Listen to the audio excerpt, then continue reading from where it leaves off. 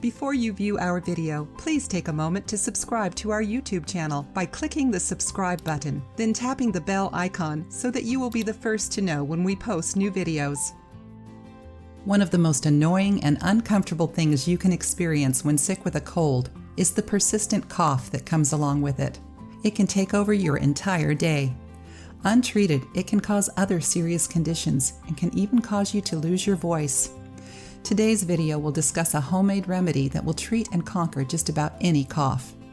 To make this recipe, you will need 1/4 cup ginger root, either fresh grated or dried, 1/4 cup marshmallow root, 1/4 cup chamomile flowers, 1/4 cup lemon juice, 1 tablespoon cinnamon, 1 cup honey, 250 milliliters of filtered water.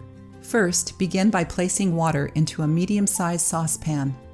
Then add the dried herbs to the water and bring the mixture to a boil. Then reduce the heat and allow to simmer. Continue simmering until you notice that the mixture boils down to half its original amount. Next, strain the mixture through a cheesecloth or a fine mesh colander to ensure the herbs do not get left in the liquid. Next, add lemon juice and honey.